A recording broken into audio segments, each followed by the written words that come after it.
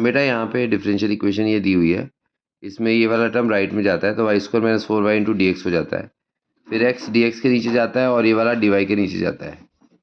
ठीक है, फिर हम क्या करते हैं, नीचे डिनोमिनेटर में से y कॉमन लेते हैं। जब आप y कॉमन लोगे तो ब्रैकेट में y माइनस 4 आता है। अब y और y माइनस 4 का जो डिफरेंस है वो 4 है, तो वही डिफरेंस हमें ऊपर क्रिएट करना है। तो हम क्या करते हैं, 4 से मल्टीप्लाई और 4 से डिवाइड करते हैं।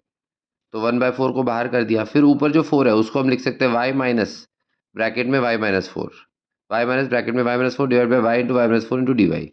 फिर इसको बेटा अलग अलग स्प्लिट कर दो।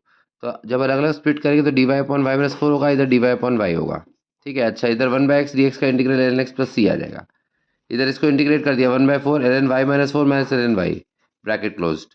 तो ln a minus ln b का फॉर्मूला लगा दिया, ln of a by b.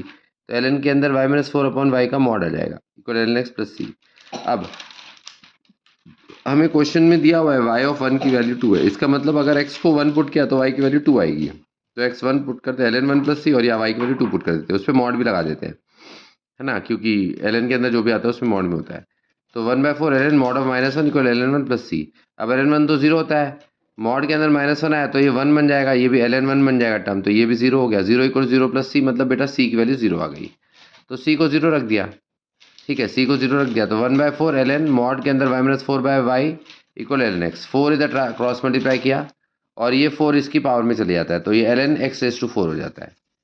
तो ln मॉड के अंदर y minus 4 by y equal to ln x raise to 4, ln cancel, तो y माइनस 4 बाय वाई का mod equal to x raise to 4 आ गया बेटा। ठीक है, अब आपसे पूछा क्या है, y of 10 into y of root 2 की वैल्यू पूछी है। 10 इंटू वाई और ब्रैकेट में रूट 2, मतलब कि अगर x की जगह रूट 2 पुट करेंगे तो जो y की वैल्यू आएगी उसको 10 से मल्टीप्लाई करना है। तो x को रूट 2 पुट किया तो y माइनस 4 बाय वाई का मॉड क्या होगा, रूट 2 की पावर 4, 2 का स्क्वायर मतलब 4 हो गया। अब केस 1, अगर y ग्रेटर देन 4 है तो ऊपर और नीचे दोनों टर्म्स पॉजिटिव रहेंगे, मतलब मॉड प्लस से होगा, तो y minus 4 by y equal to 4 हो जाएगा। तो इसको सॉल्व करने पे y की वैल्यू माइनस 4/3 आती है।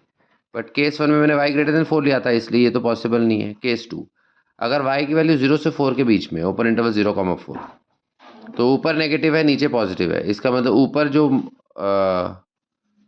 मॉड खुलेगा वो माइनस से खुलेगा, मतलब 4 माइनस वाई अपॉन वाई हो जाएगा, राइट साइड में 4 है। क्रॉस मल्टीप्लाई किया तो यहाँ से सॉल्व करने पे y की वैल्यू आती है 4/5, और 4/5 इस इंटरवल में लाई भी करती है 0 से 4 के बीच में, है ना। तो इसका मतलब ये आंसर हमारा करेक्ट है। तो आपको पूछा क्या, 10 इंटू वाई की वैल्यू, तो y की जगह 4/5 पुट करो, 10 इंटू 4/5, मतलब इसका आंसर क्या आ गया बेटा 8। Okay, thank you.